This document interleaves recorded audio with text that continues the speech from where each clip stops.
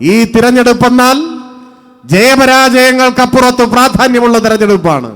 ആര് ജയിക്കും, ആര് MLA ആകും എന്നതിനൊക്കെ അപ്പുറത്ത് ഈ തെരഞ്ഞെടുപ്പിന്റെ പ്രാധാന്യം കേരളം നശിക്കണോ നിലനിൽക്കണോ എന്ന ചോദ്യമാണ്. പെൻഷൻ തുടരണോ അവസാനിക്കണോ എന്ന ചോദ്യമാണ്. സ്കൂളുകൾ പ്രവർത്തിക്കണോ പൂട്ടണോ എന്ന ചോദ്യമാണ്. യുവജനങ്ങൾക്ക് ജോലി ലഭിക്കണോ നിയമനങ്ങൾ മരവിപ്പിക്കണോ മറ്റു സംസ്ഥാനങ്ങളിലേതുപോലെ എന്ന ചോദ്യമാണ്. സമാധാനമായി ഉറങ്ങാനും ഉണരാനും കഴിയുന്ന ശാന്തിയുടെയും സാഹോദര്യത്തിന്റെയും നാടായി കേരളം തുടരണോ, അതോ ഏത് നിമിഷവും കൊല്ലപ്പെട്ടേക്കാമെന്ന ഭയത്തോടെ നിദ്രാവിഹീനമായ രാത്രികൾ തള്ളി നീക്കേണ്ടി വരുന്ന ഒരു നാടായി കേരളം മാറണോ എന്ന ചോദ്യമാണ്. കേരളത്തിനു വേണ്ടിയാണ് LDF-ന് വോട്ട് ചെയ്യേണ്ടത്. വോട്ട് ഫോർ LDF എന്ന് പറഞ്ഞാൽ അർത്ഥം വോട്ട് ഫോർ കേരളം എന്നാണ്. കേരളത്തിന് വോട്ട് ചെയ്യുക, LDF-നെ ജയിപ്പിക്കുക. എന്നെങ്കിലും ഒരിക്കൽ കേരളത്തിൽ UDF-ന്റെ ഗവൺമെന്റ് അധികാരത്തിൽ വന്നാൽ അന്ന് അവസാനിച്ചു കേരളത്തിലെ PSC നിയമനം. ഓർത്തു വെച്ചോളണം. ഭരണം മാറിയാൽ തരക്കേടില്ല എന്നൊക്കെ ചിന്തിക്കുന്ന ചിലരുണ്ടല്ലോ. ഭരണം മാറിയാൽ അന്ന് അവസാനിച്ചു കേരളത്തിന്റെ വികസന കുതിപ്പ്. ഈ കേരളത്തിന്റെ തകർച്ച അവിടെ ആരംഭിക്കും.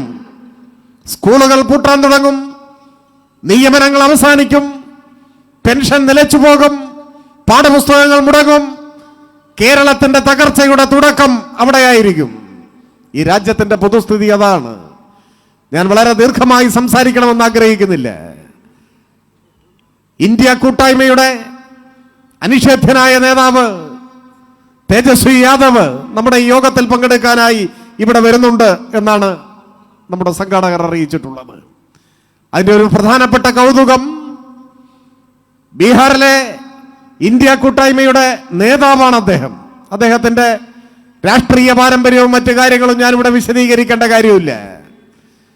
ഇന്ത്യ കൂട്ടായ്മയുടെ നേതാവായ തേജസ്വി യാദവ് കേരളത്തിൽ വരുന്നത് ഇടതുപക്ഷത്തിന്റെ സ്ഥാനാർത്ഥികളെ വിജയിപ്പിക്കണം എന്ന് അഭ്യർത്ഥിക്കുന്നതിന് വേണ്ടിയാണ്, അല്ലാതെ കോൺഗ്രസിന് വേണ്ടിയല്ല.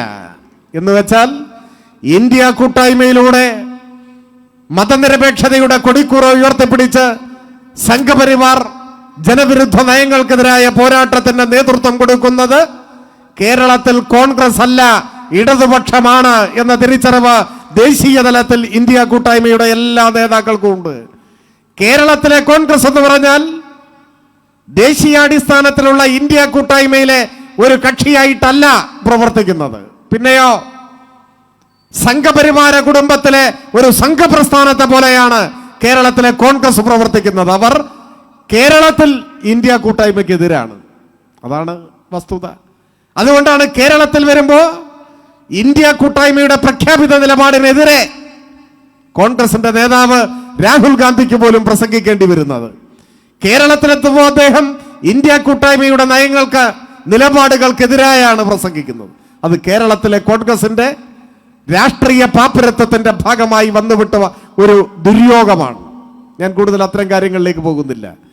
ഞാൻ പറഞ്ഞു വന്നത് കേരളത്തിന്റെ പ്രത്യേകതകൾ, നാം ആർജിച്ച പുരോഗതി, അതെല്ലാം ഉലച്ചിൽ തട്ടാതെ തുടരണമെങ്കിൽ ഇടതുപക്ഷം വീണ്ടും ഈ നാട്ടിൽ അധികാരത്തിലെത്തണം എന്ന് സൂചിപ്പിക്കാനാണ്. 10 വർഷം കൊണ്ട് കേരളത്തിലുണ്ടായ നേട്ടം വാക്കുകൾ കൊണ്ട് പറഞ്ഞറിയിക്കാവുന്നതിനും എത്രയോ അപ്പുറമാണ്. ഇപ്പൊ ഒറ്റക്കാര്യം മാത്രം പറയാം.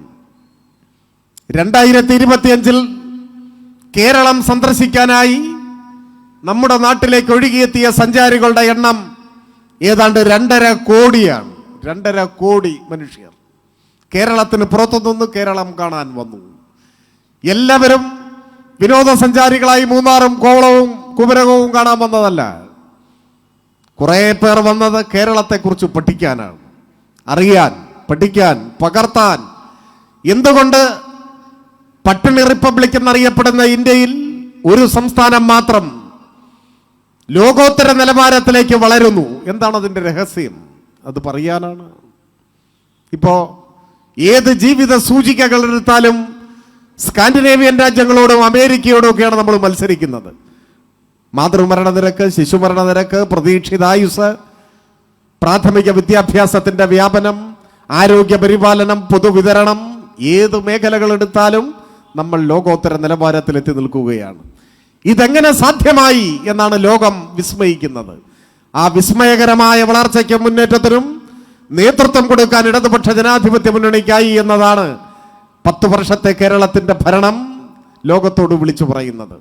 സാധാരണ ഇടതുപക്ഷത്തിനെതിരായി ഉയരുന്നൊരു വിമർശനം, ചില കേന്ദ്രങ്ങൾ ഉയർത്തുന്ന വിമർശനം, LDF അധികാരത്തിൽ വരുമ്പോൾ ക്ഷേമ പെൻഷനും മറ്റുമൊക്കെ നന്നായിട്ട് കൊടുക്കും, എന്നാൽ വൻകിട വികസന പദ്ധതികളിൽ അത്രയ്ക്ക് താല്പര്യം കാണിക്കില്ല എന്നതാണ്. ഒരടിസ്ഥാനവും ഇല്ലാത്ത വിമർശനമാണ്, യാതൊരു അടിസ്ഥാനവും ഇല്ല. എങ്കിലും ആവർത്തിച്ച് പ്രചരിപ്പിച്ചതുകൊണ്ട് ചിലരുടെ എല്ലാം മനസ്സിൽ ഒരു പൊതുബോധമായി അത് നിന്നിരുന്നു.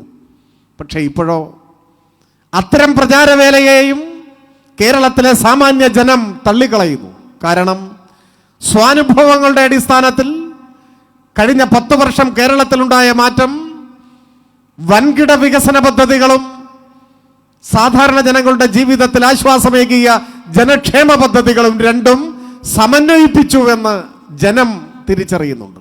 എത്ര വൻകിട പദ്ധതികൾ, കേരളത്തിന്റെ മുഖഛായ മാറ്റിയ ബൃഹത് പദ്ധതികൾ, അതിൽ തന്നെ ചിലതെല്ലാം ഉമ്മൻചാണ്ടി ഭരണകാലത്ത് അസാധ്യം എന്ന് തീർപ്പ് കൽപ്പിച്ച് ഉപേക്ഷിച്ച പദ്ധതികൾ. ദേശീയപാത വികസനം, കൊച്ചി ഇടമൺ പവർ ഹൈവേ, ഗെയിൽ വാതക പൈപ്പ് ലൈൻ, ഇതെല്ലാം UDF കാലത്ത് ഉപേക്ഷിച്ചതല്ലേ? അസാധ്യമെന്ന് ഫയലിൽ എഴുതിയതല്ലേ? എന്നേക്കുമായി ഉപേക്ഷിച്ച പദ്ധതികൾ, മൺമറഞ്ഞ പദ്ധതികൾ. മരിച്ചുപോയ മനുഷ്യർക്ക് ജീവൻ നൽകാനാകുമോ എന്നാരെങ്കിലും ചോദിച്ചാൽ ഈ 2026 അതിന്റെ മറുപടി ഇല്ല എന്ന് തന്നെയാണ്. അത് സാധിക്കില്ല. ആധുനിക വൈദ്യശാസ്ത്രം ഇത്രമാത്രം പുരോഗമിച്ചിട്ടും ഒരാൾ മരിച്ചു പോയാൽ പിന്നെ ജീവൻ കൊടുക്കാനൊന്നും പറ്റില്ല. അതുകൊണ്ടാണ് കോൺഗ്രസ് എത്ര ശ്രമിച്ചാലും ഈ രാജ്യത്ത് ജീവൻ വെക്കാത്തത്. മരിച്ചാൽ മരിച്ചതാണ്, അതാണ് സ്ഥിതി. എന്നാൽ മരിച്ചു മൺമറഞ്ഞു പോയ വികസന പദ്ധതികൾക്ക് ജീവൻ കൊടുക്കാൻ ആർക്ക് സാധിക്കുമോ എന്ന് ചോദിച്ചാൽ, മൺമറഞ്ഞു പോയ വികസന പദ്ധതികൾക്കും പുതുജീവൻ പകർന്നു നൽകി ജീവൻ നൽകുന്ന ജാലവിദ്യ യാഥാർത്ഥ്യമായ നാടാണ് പിണറായി വിജയന്റെ കേരളമെന്ന് അഭിമാനത്തോടെ പറയാൻ നമുക്കാവും. അതാണ് ഗെയിൽ പൈപ്പ് ലൈൻ, അതാണ് കൊച്ചി ഇടമൺ പവർ ഹൈവേ, അതാണ് ദേശീയപാത വികസനം. 2016 LDF സർക്കാർ കേരളത്തിൽ വന്നില്ലെങ്കിലോ ഗെയിൽ പൈപ്പ് ലൈൻ ഇല്ല, പാതിവഴിയിൽ നിന്നു. കൊച്ചി ഇടമൺ പവർ ഹൈവേ ഇല്ല.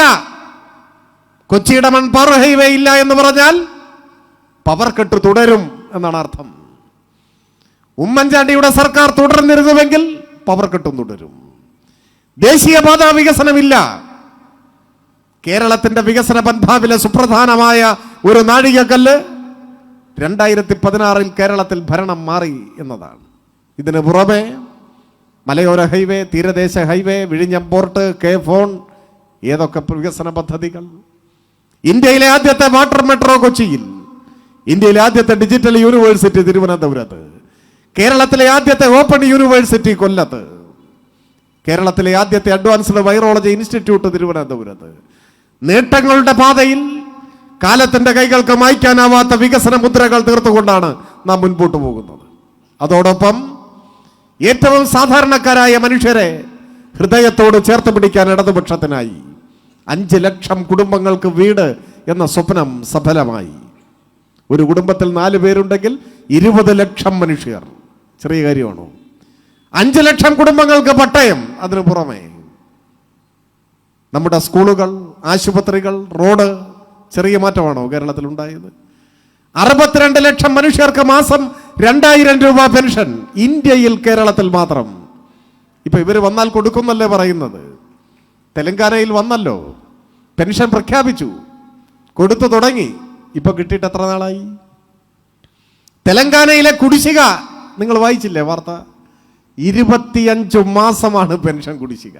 കേരളത്തിൽ 18 മാസം ഉണ്ടായതുള്ളൂ ഉമ്മൻചാണ്ടി കാലത്ത്. ഇപ്പോൾ 25 മാസമാണെന്ന് വെച്ചാൽ 2 വർഷവും 1 മാസവുമായി തെലങ്കാനയിൽ പെൻഷൻ ഇല്ല. അല്ലെങ്കിൽ ഇവിടുത്തെ 2000 രൂപ പെൻഷനൊന്നും അവിടെ ഇല്ല, അവിടെ നിസ്സാരം. പക്ഷേ അത് കൊടുത്തിട്ട് ഇത്രയായി. എന്ന് കേരളത്തിൽ UDF അധികാരത്തിലെത്തുന്നുവോ അന്ന് അവസാനിക്കും പെൻഷൻ, അന്ന് അവസാനിക്കും. അപ്പൊ ചോദ്യം ഇതാണ്, പെൻഷൻ മുടങ്ങണോ? സ്കൂൾ പൂട്ടണോ? PSC നിയമനം മരവിപ്പിക്കണോ? പവർ കട്ട് തിരികെ വരണോ? കേരളം നശിക്കണോ? അതാണ് ചോദ്യം. നശിക്കണം എന്ന് ആരെങ്കിലും പറയൂ? ഞാൻ കൂടുതൽ ദീർഘിപ്പിക്കുന്നില്ല. ഈ മഹാനേട്ടങ്ങളോടൊപ്പം ലൈഫ് ഭവന പദ്ധതി, ദേശീയപാത വികസനം, പട്ടയം നൽകിയ പരിപാടി, സ്കൂളുകൾ ഹൈടെക് ആയത്, ക്ലാസ് മുറികൾ സ്മാർട്ടായത്, പാഠപുസ്തകം സ്കൂൾ തുറക്കുന്നതിന് മുൻപ് കിട്ടിയത്, വീട്ടമ്മമാരുടെ പെൻഷൻ ചരിത്രത്തിലാദ്യമായി കേരളത്തിൽ തുടങ്ങിയത്, യുവജനങ്ങളുടെ സ്റ്റൈപ്പൻഡ് പദ്ധതി രാജ്യത്താദ്യമായി ആരംഭിച്ചത്, ക്ഷേമ പെൻഷൻ വർദ്ധിപ്പിച്ചത്, ഇങ്ങനെയുള്ള എണ്ണിപ്പറയാവുന്ന മഹാനേട്ടങ്ങളെക്കാൾ മുൻപ് നമ്മൾ ഓർത്തിരിക്കേണ്ട മറ്റൊരു സുപ്രധാനമായ നേട്ടമുണ്ട്. ഒരുപക്ഷെ അതാണ് ആദ്യം ഓർക്കേണ്ടത്. എന്താണത്? 10 വർഷത്തെ LDF സർക്കാരിൻ്റെ ഏറ്റവും വലിയ നേട്ടമെന്ന് പറഞ്ഞാൽ സമാധാനമായി കേരളത്തിൽ ജീവിക്കാം എന്നതാണ്. ഇതൊരു ചെറിയ കാര്യമല്ല. ഇന്ത്യയിൽ മറ്റെവിടെയും ഇങ്ങനെയില്ല. ഓരോ സംസ്ഥാനത്തു നിന്നും പുറത്തു വരുന്ന വാർത്തകൾ എത്രമാത്രം വേദനാജനകമാണ്. എത്ര നിരപരാധികളാണ് കൊല്ലപ്പെടുന്നത്. സാധാരണക്കാരായ മനുഷ്യർ മതത്തിൻ്റെ പേരിൽ, വിശ്വാസത്തിൻ്റെ പേരിൽ, ജാതിയുടെ പേരിൽ അരുംകൊല ചെയ്യപ്പെടുന്ന വാർത്തകൾ. ഇപ്പൊ പലരുടെയും മനസ്സിൽ മണിപ്പൂരൊക്കെ ആയിരിക്കും. ആയിരങ്ങൾ കൊല്ലപ്പെട്ടു. അത് മാത്രമല്ല, വിദ്വേഷത്തിന്റെ വിത്ത് വിതച്ച മനുഷ്യരെ മതത്തിന്റെ പേരിൽ തമ്മിലകറ്റി വർഗീയ സംഘർഷങ്ങൾ ഉണ്ടാക്കി സ്വാർത്ഥ ലാഭം കൊയ്യുന്ന കൊടിയ വർഗീയവാദികളുടെ വിഹാരരംഗമായി ഇന്ത്യ മാറിയില്ലേ? ഉത്തരേന്ത്യയിൽ മാത്രമല്ല, ദക്ഷിണേന്ത്യയിലേക്ക് വരികയാണ്. ഇദ്രിസ് പാഷ കൊല്ലപ്പെട്ടത് കർണാടകയിലാണ്. നമ്മുടെ സഹോദരൻ മലയാളിയായ അഷറഫ് അതിർത്തിക്കപ്പുറത്ത് മംഗലാപുരത്ത് വെച്ചാണ് ക്രൂരമായി അടിച്ചു കൊന്നുകളഞ്ഞത്. അതിർത്തി വരെ എത്തി, കേരളത്തിലേക്ക് വന്നിട്ടില്ല. കേരളത്തിൽ കഴിഞ്ഞ 10 കൊല്ലമായി ഒരൊറ്റ വർഗീയ കലാപം ഉണ്ടായില്ല. വർഗീയ കലാപങ്ങളിൽ ഒരാൾ പോലും കൊല്ലപ്പെട്ടില്ല. ഒരു മനുഷ്യന്റെ ഒരു തുള്ളി രക്തം പോലും പൊടിഞ്ഞില്ല. അതെന്താ? കേരളത്തിലെ വർഗീയവാദികളെല്ലാം വിസയെടുത്ത് അമേരിക്കയിലേക്ക് വണ്ടി കയറിയോ?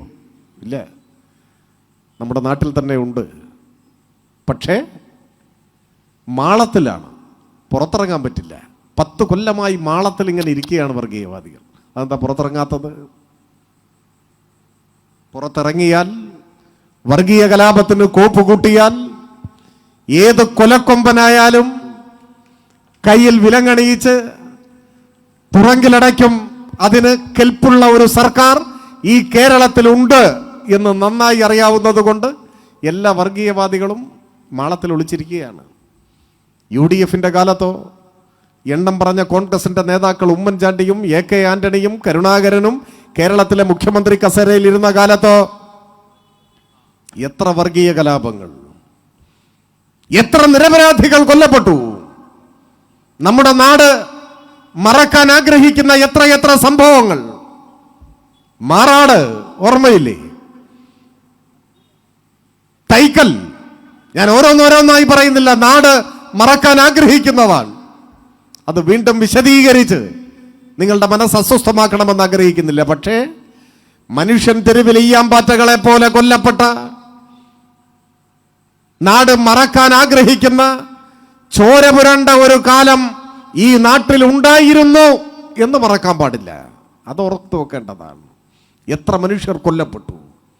അന്നൊരിക്കലാണ് പാലക്കാട് നഗരത്തിൽ 10 വയസ്സ് മാത്രമുള്ള ഒരു പിഞ്ചു പെൺകുട്ടി സിറാജുന്നീസ വെടിവെച്ച് കൊന്നു കേരളത്തിലെ പോലീസ്. 5ാം ക്ലാസ്സിൽ പഠിക്കുന്ന ഒരു കൊച്ചു പെൺകുട്ടി മുറ്റത്ത് കളിച്ചുകൊണ്ടിരിക്കുമ്പോഴാണ് കേരള പോലീസ് വെടിവെച്ച് കൊന്നു. എന്തിന്? വർഗീയ സംഘർഷങ്ങൾ ഉണ്ടായാൽ, പോലീസ് വെടിവെപ്പുണ്ടായാൽ കൊല്ലപ്പെടുന്നത് മുതിർന്ന ആളോ കുഞ്ഞോ സ്ത്രീയോ അതൊന്നും നോട്ടമുണ്ടാവില്ല. ആ വെടിവെപ്പിനെ കുറിച്ച് തന്നെ ഒരുപാട് ദുരൂഹതകളും വിവാദങ്ങളും ഉണ്ടായി. ഞാൻ അത്തരം കാര്യങ്ങളിലേക്ക് ഇപ്പോൾ പോകുന്നില്ല. പറഞ്ഞു വന്നത്, നാടിന്റെ സമാധാനം തകർന്ന ആരും എപ്പോഴും കൊല്ലപ്പെടാമെന്ന സ്ഥിതി, വീടുകളും കടകമ്പോളങ്ങളും അഗ്നിക്കിരയായൊരു കാലം, അഭയാർത്ഥി ക്യാമ്പുകൾ തുറക്കേണ്ടി വന്നൊരു കാലം, എല്ലാറ്റിനും നിസ്സഹായ സാക്ഷിയായി നിന്നു കേരളത്തിലെ സർക്കാർ. കോഴിക്കോട്ട് ഇന്ത്യ കണ്ട ഏറ്റവും വലിയ വർഗീയവാദികളിൽ ഒരാളായ പ്രവീൺ തൊഗാഡിയ വന്ന് പ്രസംഗിച്ചു. വർഗീയ വിഷം വമിക്കുന്ന പ്രസംഗം. സ്വാഭാവികമായി പോലീസ് കേസെടുത്തു. RSSന്റെ ആജ്ഞ വന്നു, ഇപ്പൊ പിൻവലിക്കണം കേസ്. കോൺഗ്രസിന്റെ സർക്കാർ പിൻവലിച്ചു കൊടുത്തില്ലേ? തിരുവനന്തപുരത്ത് NG കോളേജിൽ RSSന്റെ ക്രിമിനൽ സംഘം അഴിഞ്ഞാടിയപ്പോ തടയാൻ ശ്രമിച്ചൊരു പോലീസ് ഓഫീസർ RSSുകാർ ബോംബെറിഞ്ഞു കൊല്ലാൻ നോക്കി. ബോംബ് പൊട്ടി പോലീസ് ഓഫീസറുടെ കാല് ചിതറി തെറിച്ചു. സ്വാഭാവികമായി വധശ്രമത്തിന് കേസെടുത്തു. RSS കാര്യാലയത്തിൽ നിന്നും അന്ത്യശാസനം വന്നു, ഇപ്പൊ പിൻവലിക്കണം കേസ്. അടുത്ത മണിക്കൂറിൽ പോരാ, ഇപ്പോ മുട്ടുപറച്ച് മൂത്രമൊഴിച്ച് കേസ് പിൻവലിച്ചു കൊടുത്തു ഉമ്മൻചാണ്ടിയുടെ സർക്കാർ. RSSന്റെ ആജ്ഞയ്ക്ക് മുൻപിൽ വിനീത വിധേയരായ ഭൃത്യരെ പോലെ ദാസ്യ മനോഭാവം പ്രകടിപ്പിച്ചു ആ സർക്കാർ. എന്തുകൊണ്ട്? വർഗീയവാദികളുടെ പിന്തുണയിലാണ് ആ സർക്കാർ നിന്നത്. അവരുടെ വോട്ട് വാങ്ങി വന്നതാണ്. അവരുടെയല്ല, എല്ലാ വർഗീയവാദികളുടെയും ഇരുവർഗീയതകളുടെയും സൃഷ്ടിയായിരുന്നു കോൺഗ്രസ് സർക്കാർ. അതുകൊണ്ട് വർഗീയവാദികൾ അഴിഞ്ഞാടുമ്പോൾ അരുതെന്ന് പറയാൻ, കർശന നടപടി സ്വീകരിക്കാൻ അറച്ചു നിന്നു, മടിച്ചു നിന്നു. ജനങ്ങൾ കൊടിയ യാതനകൾ അനുഭവിച്ചു. നിരവധി മനുഷ്യർ കൊല്ലപ്പെട്ടു. ആരും എപ്പോഴും വധിക്കപ്പെടാമെന്ന ഭയത്തോടെ ജീവിക്കേണ്ടി വന്നു. സമാധാനമായി ഉറങ്ങാൻ കഴിയാത്ത സാഹചര്യം. അതല്ലേ അന്നത്തെ കേരളം? ആ നാളുകളിലേക്ക് തിരിച്ചു പോണോ? UDF എന്നെങ്കിലും അധികാരത്തിൽ വന്നാൽ അന്ന് കേരളത്തിന്റെ സമാധാനം തകർന്നു എന്ന് കരുതിയാൽ മതി. എന്നാൽ 10 കൊല്ലമായി നിങ്ങൾ നോക്കൂ, ശാന്തസുന്ദര കേരളം. പഴയ വേദനിപ്പിക്കുന്ന ഓർമ്മകളുടെ മുറിവുകളെല്ലാം ഉണക്കി 10 കൊല്ലമായി സമാധാനം, സാഹോദര്യം, വർഗീയവാദികൾ ഉറഞ്ഞു തുള്ളാത്ത കേരളം. ഒരു വർഗീയ സംഘർഷവുമില്ല. ഈ നാടിന്റെ സമാധാനം തകരാതെ നിലനിൽക്കണ്ടേ എന്നതാണ് ചോദ്യം. അതാണ് പരമപ്രധാനം. അതുകൊണ്ട് ഞാൻ കൂടുതൽ ദീർഘിപ്പിക്കുന്നില്ല. ഈ തിരഞ്ഞെടുപ്പിൽ ഇടതുപക്ഷം വിജയിച്ചു വരിക എന്നത് കേരളത്തിന്റെ നിലനിൽപ്പിന് അനിവാര്യമാണ്. നവകേരള എന്ന ലക്ഷ്യം സാക്ഷാത്കരിക്കാൻ അനിവാര്യമാണ്.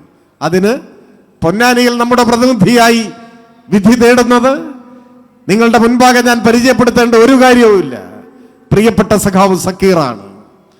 സക്കീറിന്റെ പ്രത്യേകത ഏറ്റവും ഗൗരവതരമാർന്ന ചുമതലകൾ, ഭരണഘടനാ പദവികൾ, പബ്ലിക് സർവീസ് കമ്മീഷന്റെ ചെയർമാൻ, വഖഫ് ബോർഡിന്റെ സാരഥി, ഇത്തരം സുപ്രധാനമായ ചുമതലകൾ അലങ്കരിക്കുന്ന സമയത്ത് എതിരാളികൾ പോലും ഒരാരോപണം ഉന്നയിച്ചിട്ടുണ്ടോ? പൊന്നാനിയിലെ കോൺഗ്രസ് ഉന്നയിച്ചിട്ടുണ്ടോ? ഇല്ല. ആരും ഒരാരോപണവും ഉന്നയിച്ചിട്ടില്ല. സ്ഫടിക സമാനമായ സുതാര്യതയോടെ എങ്ങനെയായിരിക്കണം ഉന്നത ചുമതലകൾ നിർവഹിക്കേണ്ടതെന്നതിന് എക്കാലത്തെയും മാതൃക സൃഷ്ടിച്ചു. കറപുരളാത്ത വ്യക്തിത്വം. നമ്മുടെ കാലത്ത് ഒരു പൊതുപ്രവർത്തകൻ എങ്ങനെയായിരിക്കണമെന്ന ചോദ്യത്തിന് ധൈര്യത്തോടെ മറുപടി നൽകാൻ കഴിയുന്ന പേരാണ് അഡ്വക്കേറ്റ് MK സക്കീർ എന്ന കാര്യത്തിൽ ഒരു സംശയവും വേണ്ട. സക്കീറിനെ പൊന്നാനിയുടെ പ്രതിനിധിയായി നിയമസഭയിലേക്ക് വിജയിപ്പിച്ചാൽ 2 വട്ടം ആലോചിക്കാതെ പൊന്നാനിക്കാർക്ക് എനിക്കൊരു ഉറപ്പ് നൽകാൻ കഴിയും. അത് മറ്റൊന്നുമല്ല, സക്കീറിനെ വിജയിപ്പിച്ചതിന്റെ പേരിൽ ജീവിതത്തിൽ ഒരിക്കലും നിങ്ങൾക്ക് തലകുനിക്കേണ്ടി വരില്ല എന്ന് മാത്രമല്ല, MK സക്കീറിന് വോട്ട് ചെയ്തവരാണ് ഞങ്ങളെന്ന് അഭിമാനത്തോടെ പറയാൻ കഴിയും. അതാണ് ഗ്യാരണ്ടി, അതാണ് ഉറപ്പ്. ഇപ്പൊ ഒരു തെരഞ്ഞെടുപ്പാണല്ലോ. ഇടതുപക്ഷത്തിന്റെ രാഷ്ട്രീയ സംസ്കാരം അനുസരിച്ച് എതിർ സ്ഥാനാർത്ഥിയെക്കുറിച്ച് എന്തെങ്കിലും മോശമായി പറയാനോ ഇകഴ്ത്താനോ ഞാൻ ഉദ്ദേശിക്കുന്നില്ല. അത് നമ്മുടെ ഒരു രീതിയല്ല. പക്ഷേ ഒന്നോർക്കണം, ഈ മണ്ണിനൊരു പൈതൃകമുണ്ട്. ഇമ്പിച്ചി ബാവയുടെ മണ്ണ്. രാഷ്ട്രീയമായി വിയോജിക്കുമ്പോഴും സി ഹരിദാസും PT മോഹനകൃഷ്ണനും എല്ലാം ഇവിടെ വലതുപക്ഷ രാഷ്ട്രീയത്തിന് നേതൃത്വം കൊടുത്തിട്ടുണ്ട്. ചരിത്രത്തിലേക്ക് നോക്കിയാൽ സാമൂഹ്യ നവോത്ഥാനത്തിന് നേതൃത്വം നൽകിയ മഹത്തുക്കൾക്ക് ജന്മം നൽകിയ ഒരു നാടാണിത്. ആ മഹത്തായ സാംസ്കാരിക പാരമ്പര്യമുള്ള സമരവീര്യമുള്ള ഒരു നാടിനെ നോട്ടുകെട്ടുകൾ കൊണ്ട് വിലയ്ക്ക് വാങ്ങാമെന്ന് ആരെങ്കിലും ധരിച്ചിട്ടുണ്ടെങ്കിൽ ആ ധാരണ ഈ മണ്ണിൽ ചെലവാകില്ലെന്ന് പൊന്നാനി പഠിപ്പിക്കും. പൊന്നാനിയിലെ വോട്ടർമാരെ, പൊന്നാനിയിലെ സാമാന്യ ജനത്തെ, പതാകകളുടെ നിറഭേദങ്ങൾക്ക് പുറത്താരുമാവട്ടെ, പൊന്നാനിക്കാരെ പണം കൊടുത്ത് വിലയ്ക്ക് വാങ്ങാമെന്ന് കള്ളപ്പണം ആവശ്യാനുസരണമുള്ള ഏത് മനുഷ്യൻ ചിന്തിച്ചാലും ആ ചിന്ത ആസ്ഥാനത്താണ്. ഈ മണ്ണ് രാഷ്ട്രീയ പ്രബുദ്ധതയെ ഉയർത്തിപ്പിടിക്കും. മനുഷ്യന്റെ വ്യക്തിത്വത്തെ, ആത്മവിശ്വാസത്തെ, സ്വത്വത്തെ ആർക്കും അങ്ങനെ വിലക്കെടുക്കാനൊന്നും കഴിയില്ല. അവരുടെ കാശ് പോയി എന്നല്ലാതെ. പിന്നെ കള്ളപ്പണം ആയതുകൊണ്ട് വലിയ നഷ്ടമൊന്നും ഉണ്ടാവില്ല. വന്ന വഴി തിരിച്ചു പോകാൻ പറ്റും. അത്രേ ഇപ്പോൾ ഞാൻ പറയുന്നുള്ളൂ. അതുകൊണ്ട് എനിക്ക് ഒരിക്കൽ കൂടി ഓർമ്മപ്പെടുത്താനുള്ളത്, തെരഞ്ഞെടുപ്പിൽ വോട്ട് ചെയ്യുമ്പോൾ നിങ്ങളോടല്ല ഞാൻ പറയും, നിങ്ങൾ വഴി പൊന്നാനിയിലെ വോട്ടർമാരോടാണ് സംസാരിക്കുന്നത്. നിങ്ങൾ പൊന്നാനിയിലെ ഓരോ വോട്ടർമാരോടും ഓർമ്മപ്പെടുത്തേണ്ടത്, ഈ തിരഞ്ഞെടുപ്പെന്നാൽ ജയപരാജയങ്ങൾക്കപ്പുറത്ത് പ്രാധാന്യമുള്ള തിരഞ്ഞെടുപ്പാണ്. ആര് ജയിക്കും, ആര് MLA ആകും എന്നതിനൊക്കെ അപ്പുറത്ത് ഈ തെരഞ്ഞെടുപ്പിന്റെ പ്രാധാന്യം കേരളം നശിക്കണോ നിലനിൽക്കണോ എന്ന ചോദ്യമാണ്. പെൻഷൻ തുടരണോ അവസാനിക്കണോ എന്ന ചോദ്യമാണ്. സ്കൂളുകൾ പ്രവർത്തിക്കണോ പൂട്ടണോ എന്ന ചോദ്യമാണ്. യുവജനങ്ങൾക്ക് ജോലി ലഭിക്കണോ, നിയമനങ്ങൾ മരവിപ്പിക്കണോ മറ്റു സംസ്ഥാനങ്ങളിലേതുപോലെ എന്ന ചോദ്യമാണ്. സമാധാനമായി ഉറങ്ങാനും ഉണരാനും കഴിയുന്ന ശാന്തിയുടെയും സാഹോദര്യത്തിന്റെയും നാടായി കേരളം തുടരണോ, അതോ ഏതു നിമിഷവും കൊല്ലപ്പെട്ടേക്കാമെന്ന ഭയത്തോടെ നിദ്രാവിഹീനമായ രാത്രികൾ തള്ളി നീക്കേണ്ടി വരുന്ന ഒരു നാടായി കേരളം മാറണോ എന്ന ചോദ്യമാണ്. കേരളത്തിനു വേണ്ടിയാണ് LDFന് വോട്ട് ചെയ്യേണ്ടത്. വോട്ട് ഫോർ LDF എന്ന് പറഞ്ഞാൽ അർത്ഥം വോട്ട് ഫോർ കേരളം എന്നാണ്. കേരളത്തിന് വോട്ട് ചെയ്യുക, LDFനെ ജയിപ്പിക്കുക. പൊന്നാനിയിൽ സക്കീറിന് വോട്ട് ചെയ്യുക എന്ന് പറഞ്ഞാൽ കേരളം നിലനിൽക്കാൻ പൊന്നാനിക്കാർ ഇടതുപക്ഷത്തോടൊപ്പം നിൽക്കുക എന്നാണ് അർത്ഥം. അതുകൊണ്ട് വരാനിരിക്കുന്ന ദിവസങ്ങളിൽ, മണിക്കൂറുകളിൽ ഈ നാട്ടിലെ എല്ലാ വിഭാഗം ജനങ്ങളുടെയും സമ്മതിദാനാവകാശം കേരളത്തിന്റെ ഭാവിയെ കരുതി ചുറ്റികരിവാൾ നക്ഷത്രമടയാളത്തിൽ LDFന്റെ സാരഥി സഖാവ് സക്കീറിന് നൽകി വൻപിച്ച ഭൂരിപക്ഷത്തോടെ, ചരിത്ര ഭൂരിപക്ഷത്തോടെ വിജയിപ്പിക്കാൻ എല്ലാവരോടും അഭ്യർത്ഥിക്കാൻ നിങ്ങളോട് ഞാൻ അഭ്യർത്ഥിക്കുകയാണ്. അതിന് നിങ്ങളെ ചുമതലപ്പെടുത്തുന്നു. നമ്മുടെ സ്ഥാനാർത്ഥിയും മറ്റ് LDF നേതാക്കളും എല്ലാം വേദിയിലുണ്ട്. നേരത്തെ ഞാൻ സൂചിപ്പിച്ചതുപോലെ തേജസ്വി യാദവ് നമ്മളെ കാണാൻ, സംസാരിക്കാൻ ഇങ്ങോട്ട് വരുന്നുണ്ട്. അപ്പോൾ അവരെല്ലാവരും സംസാരിക്കുന്നത് വരെ ഈ യോഗത്തിന്റെ ഭാഗമായി തുടരണമെന്ന് അഭ്യർത്ഥിച്ചുകൊണ്ട് ഞാൻ എൻ്റെ എളിയ വാക്കുകൾ അവസാനിപ്പിക്കുന്നു. അഭിവാദനം.